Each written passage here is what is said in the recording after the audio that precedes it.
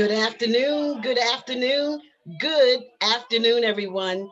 Welcome to our platform of Project 365. We're enjoying a little music from Bishop L. Spencer Smith. Good stuff, good stuff. So you might want to check him out as he has music that is just so beautiful in worship music, praise music, just something that you want to hear. Well, welcome again to this platform of Project 365. I am Portia Wheatley.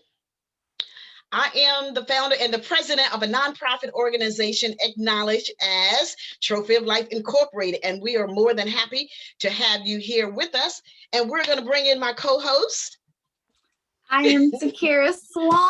For those of you who do not know me, I am so happy to be here. And before we get started, I just want to give a special shout out to my grandmother. Today's her birthday. Happy birthday, Grammy. Absolutely. That is wonderful. She's one of our faithful viewers, correct? Yes. I thought so. And she's out of what state? North Carolina. North Carolina, yeah. Yeah, that's her. Happy birthday, Miss LaVonne. Happy birthday. Oh, goodness. What a wonderful day we have in store for you. A message of hope, encouragement, and inspiration. We are going to hear from Dr. LaVonne Shaw. She is the between the coordinator, the manager, the person in charge of a home entitled, don't tell me, Courageous Hill. And you really have to hear about this particular place, a special place, a loving place. And this place is geared towards young ladies who have had some challenging situations to come up in their lives. But Dr. Shaw has provided a safe haven for them to grow into great young and empowered women. So we are so grateful, LaVonne, that you have accepted our invitation to come and share, because I know without a doubt there are young ladies out there that need this type of help. And there are many people that need what is in your mouth so that they can help, so that not just they, but we can help. And let us know how we can support, not just hearing, not just praying, but how we can really support you and the movement that you are about. All right, you got it, sis. Well, first, I want to say thank you to my beautiful friend Portia for inviting me, extending the invitation. I've been keeping up with you. I don't get to watch all of them, but I do get the replays. I do hit the replay. And just the design of it, especially because we're in this time of pandemic and you have a captive audience for 365 days. Girl, I can't, every day is something new, something fresh. And to your partner, and I don't want to mess up your name, so I'm gonna call you Lady Swan. Lady Swan. I just want to say thank you to you all for again inviting me. So my name is LaVonne Shaw, and I am a sap. I'm a sap because I can feel the tears that's coming now, because this is a very precious part of my heart that I do. And a lot of people don't get to see that side of me because I have to be, I got to pull it together. But I am a resource parent. For those who don't know, a foster parent. I specialize in, right now, teen moms. Years ago, I specialized in special needs children. So I'm going to tell you real quick how I got here, though. I've always known two things. I've always wanted to be a wife. I've always wanted to be a mother. And not too many women want to be moms. And I found that out. But there's some people who do and don't know what to do. So this is an opportunity for you who want to be but don't know what to do. And look, the tears are drying up my throat. Sorry. That's just the enemy. So like I said, I've always wanted to be a wife. I always wanted to be a mother. Now get this. I've always wanted 8 kids. Yes, I wanted 4 boys and 4 girls. It was just me and my sister. And it just seemed like it was fun. But the more siblings you have, like I have cousins who are like cousins' brothers or cousin sisters, close like that. So that being that family, the more the merrier. Like when the Brady Bunch came on, yeah, did you see the Brady? How much fun they always had. So wanting to do that, I ran into some challenges health wise when I was trying to get pregnant. So I had 3 miscarriages before I had my miracle baby. And then I had one after her. I still in my heart wanted a large family, but it didn't seem it was going to come that way. A friend of mine called me one day and said, I got this job, but they need someone else. And I came over here and I saw the place. I met the company and I knew, you just know, I knew this was it. I had, the only stipulation was I had to specialize in teen moms. Teen moms. Whew. Now, I said this the other day and somebody laughed at me, but I was saved from a wonderful life of sin.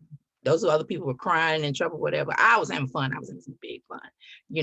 My mama, I did so many things. Now I still feel my mother's hot belt and carrying on. But I had fun being a teenager. So I knew what I did.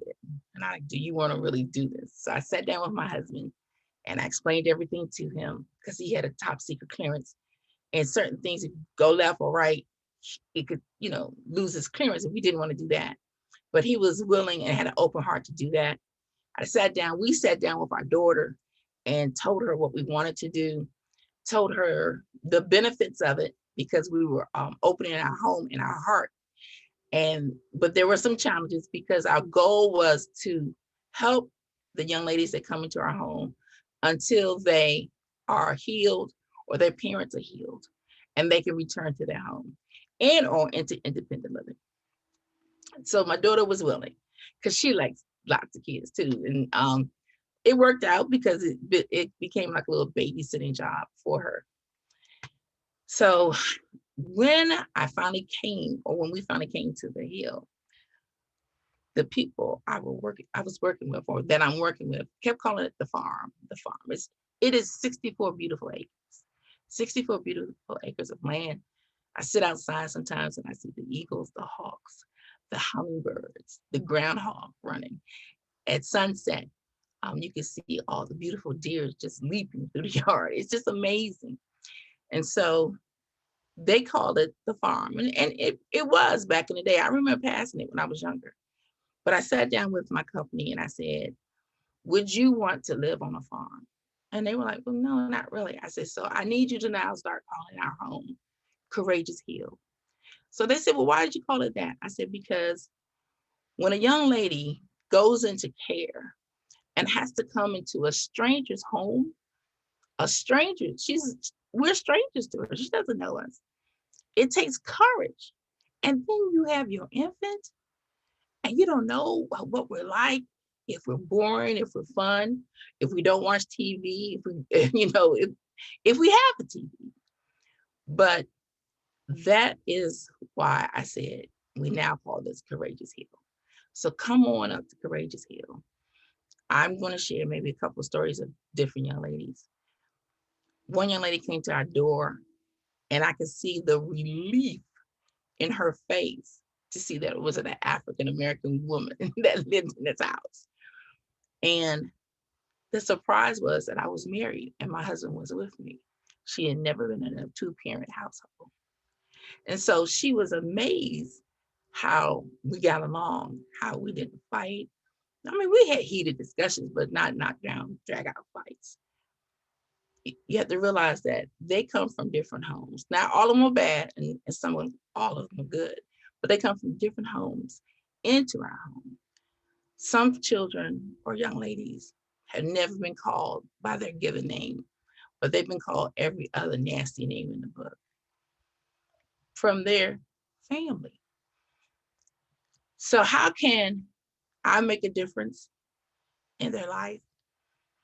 What I've learned here is there's good love and there's bad love. You have to learn the difference. We are here to teach you the difference. Good, healthy love. I don't ask a lot of my kids, and they really don't understand because my goal is you have to go to school or you have to go to work. You have to keep up with your child. That's all I really ask. I like you to clean your room, but I'm not going to knock down and jag out fight with you because you're not cleaning your room. You live in it. I want to live in that mess.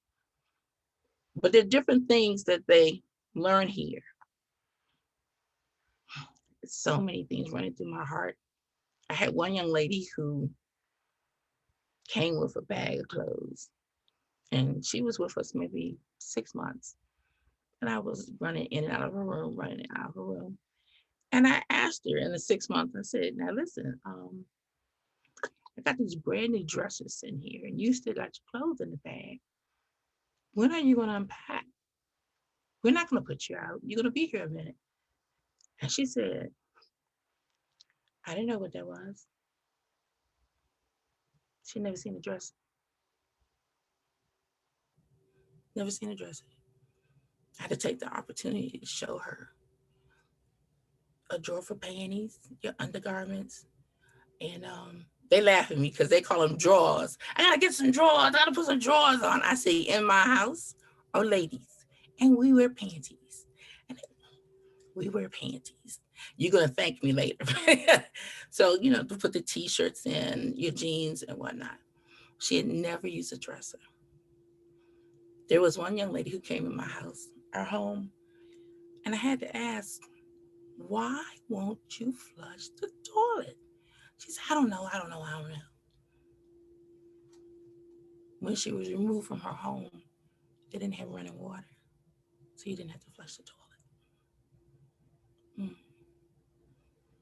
I, again, have so many stories. One of my kids, when we came, asked that, can we have family time?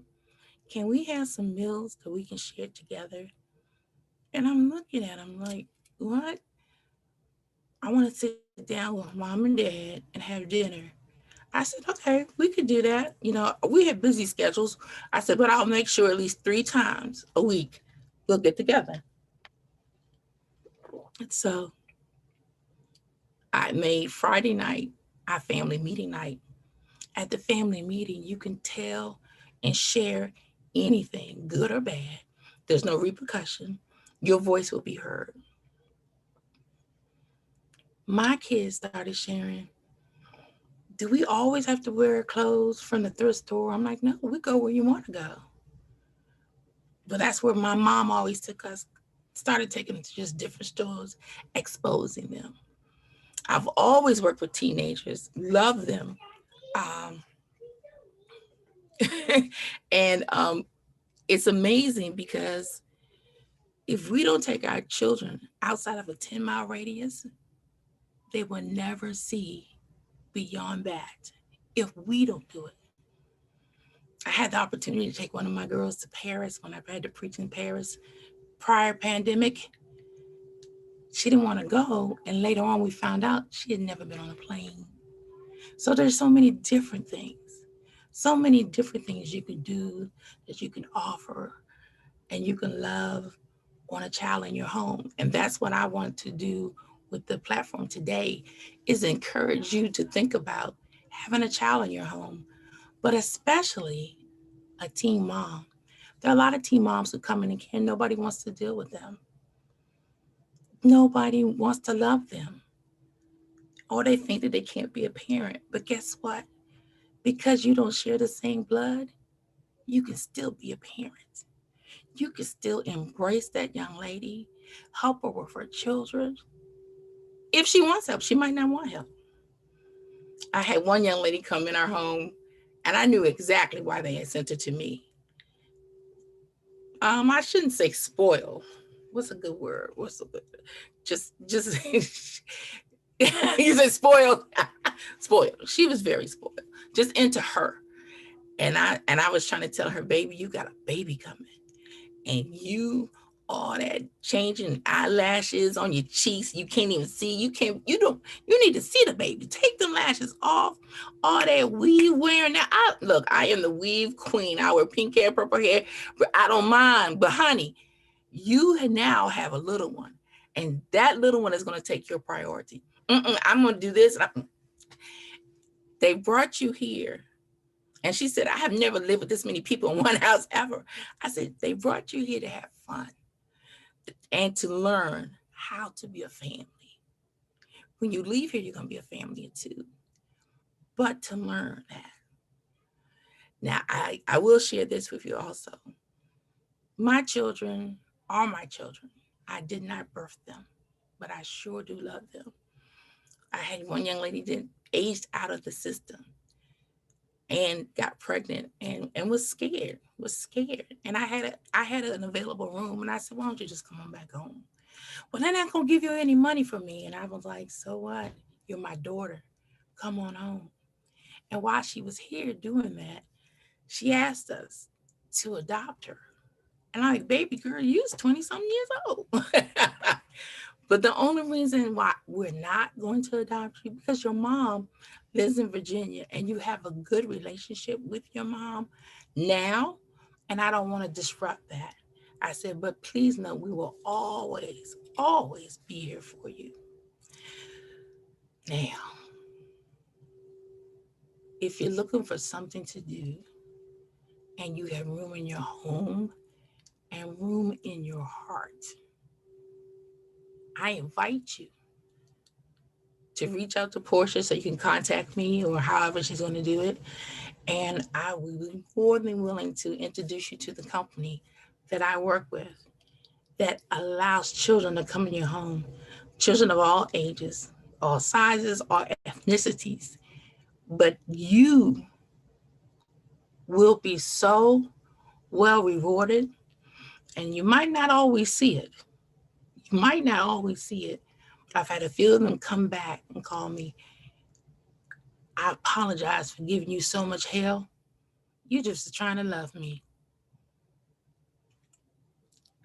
I know now where I messed up, and I'm sorry. Now that was like 3 years later, but it happened. I wasn't looking for it, but I just wanted to love on her and embrace her. When Mike was alive, that was their pop. Now come on, teenager popped down the steps. She looked a hot mess. Ready, get ready, go outdoors. And I just looked at her, but I didn't say nothing. I just looked at her. She went to Michael. She said, Pops, do I look like a thought?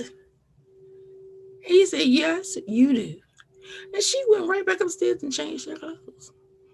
Now, had that been me, we'd have been fighting all the way down to the mailbox. But you got to know your role, know your place.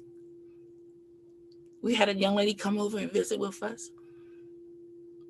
And she said to her friend, she said, I know you said you had a dad, a foster dad, but he lives with y'all. She said, yeah, we're a family.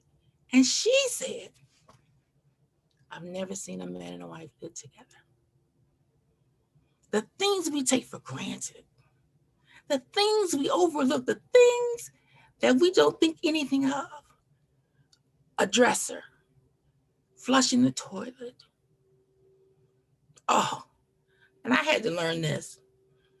Why? Why do you always look at the dates? I mean, they check the dates on the food. I was like, what in the world? But they've been in homes where the electricity didn't work. Or if it worked, but the refrigerator was broken, the only thing worked there was the light. So the food is sitting in there spoiled. I'm like, oh, baby girl, that won't happen here. And yes, I might go to the food bank, but I go to the food bank to stretch it and the date might be expired, but that's the shelf life. So I have to meet them halfway because they don't understand that. They don't grasp that. So I just pick and choose our battles. So I just try and keep it fresh, keep it new, entertain them all the time. Um, Took them to the beach, sand in their toes. Why would you want to stand in dirt, Gigi? That's what he said. That's what they call me, Gigi. Why would you want to stand in dirt? And she said, and look at all the people in the dirt. I said, one, it's sand. And the beach and the water is just so healing to me. I believe if you just take a moment to enjoy the atmosphere, you'll get it. But as she continued to talk, I recognized she had never been to the beach. Again, the things we take for granted. It is of the utmost importance that I tell you this, and this one thing you remember. Blood does not make you a parent. It is your love.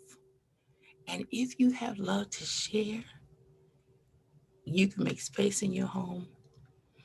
I'm asking for teen moms, but there are a lot of children that have come into care during this pandemic because their parent was not well enough or mentally strong enough or financially able to take care of them. And there are children out there waiting for someone to love. Mm-mm-mm. Wow. Oh my God. That is so, you can hear the passion in your voice for what you do. And we thank God for God having a person like you to share this. Excuse me, for anyone that is looking to bring a child that need to be loved into your home, yes, contact me and I will contact Dr. Shaw so that we can put you in contact with whomever it is that you need to speak with. You see it all the time. Children that really need to be loved, really, whether it's small children, preteen, teenagers, and young adults. Some older ones too. Oh my Truth goodness. be told, some older ones too. Really? So how do you have what was the question that I had? Balance. I mean, do you come together as every now and then for prayer? Because I know there are different personalities. Um, we And don't. all of them may not have I'm sure don't have a spiritual background. Right, So right, and some do, and they might see me praying, or I've had them knock on my door and ask them to pray for me because they know that I'm a pastor, but I don't force it on them right. because the best way to invite someone is to let them see how you live, and they're watching me. I've because they come from lots of confusion, a lot of yelling and screaming. I don't talk a lot loud. I talk. I just talk. I don't call them out their names. I rarely give them a nickname. I call them their name. I send a text every morning to one group text. Good morning, beautiful. And my kids say, can't nobody be that nice all the time? And I mean, I have a temper. I mean, they have pushed me to my limits. And I think that particular one time Michael had gotten sick and I was trying to figure things out for him, and one just wanted some attention, and so they sheep thought to be negative was to get my attention, you know. So when I finally stood up and raised my voice, she ran upstairs because she had never heard me raise my voice, so she knew she had pushed me too hard. But the balance is they have their own, they still have their biological family, so they can go visit and switch out. Like again, we have our family meetings where we sit down and talk, and one might be fussing. Now they get jealous. They think that I favor one child over the other, and I'm trying to explain one is 2 and one is 4. You know, they need different things, but they don't get it because really, they might be teenagers, but they might be infants themselves. Mm, Because a lot of times they're in my home because of trauma, yeah. and a lot of times you are stuck at that age where the trauma happened. You at 9, even though your body says 20, Mm-hmm. you're mentally 9 with an infant, you know. So, but I try to do all that. I try to have food always in here. Sometimes I wake up and let's go for a ride. We'll go get some ice cream. My personal thing, I love looking at model homes, and I really like looking at million dollar model homes. So when I take, so when I take them to see the homes, especially like in Virginia and Fairfax, Potomac area, they're looking at me like, I thought it was only on TV. I said, Mm. mm-mm, not at all. And you can achieve this. I'll tell you one thing too. I keep telling you one thing. I'll tell you another something. My children are from wards of DC. So since DC is not a state, they can go to any college in the United States for free. Is that not amazing? And I'm like, y'all go to college. Nobody's ever talked to us about going to college. My dad said I'll never be enough because I got pregnant. I said, that's not true. Not in my house. You're going to get your high school diploma. If it takes you 6 years, you're going to get your high school diploma. Yeah. And I really want you to try to go to college. Even if you just go to a 2-year college. Okay. Even Tell if, you what, yeah. it is amazing. Thank you just for letting them know you can dream. Mhm. And then with the young lady saying she just saw that on TV, allow them to know that they can dream. Now, when someone contacts me to get in contact with you, um, just make sure I get your contact information so that we can share this. Even if it's something, whether it's financial or information, but with the financial piece, send it to, you can send it to me and just say, this is for Dr. Shaw's Courageous Heal, just to take the young ladies out to dinner. I Mhm. remember with my nonprofit organization, I work with a program. Matter of fact, I founded a program called our Kings and our Queens program, and I work with inner city children. Well, not children, teenagers.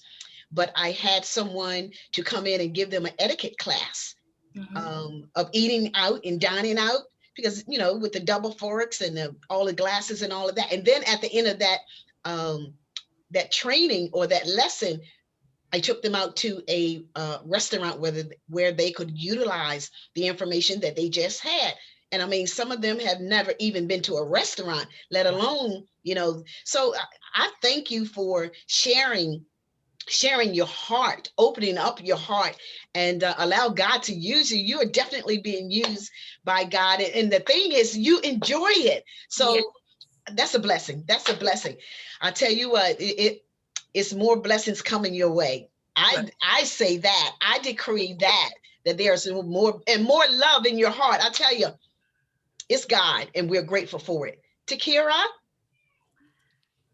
I enjoyed listening to you and your testimony and journey.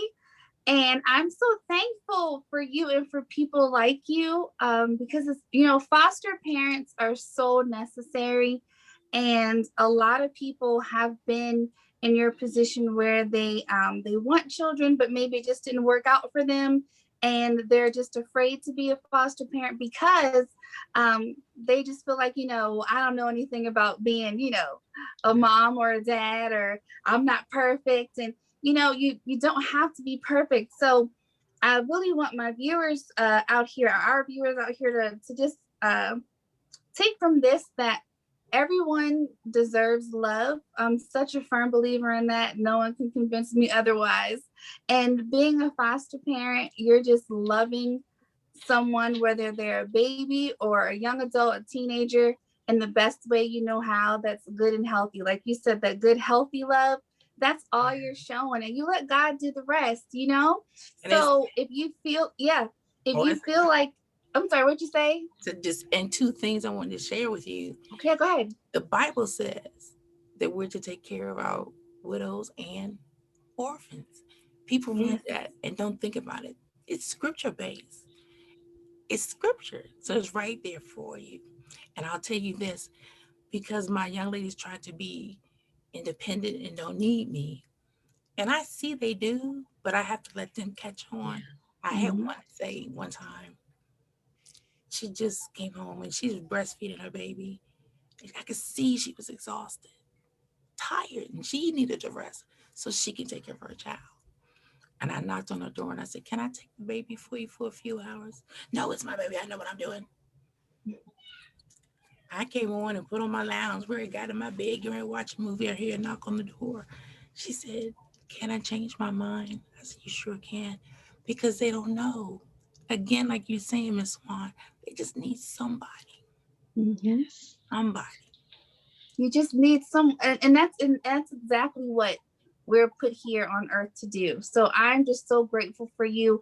And I lost my train of thought, but I'm sorry. no, no, no, no, because what you said is so good. And if we can just, just take the time out to show people love, and people who need it, orphans who need love, people who may not have a good family home.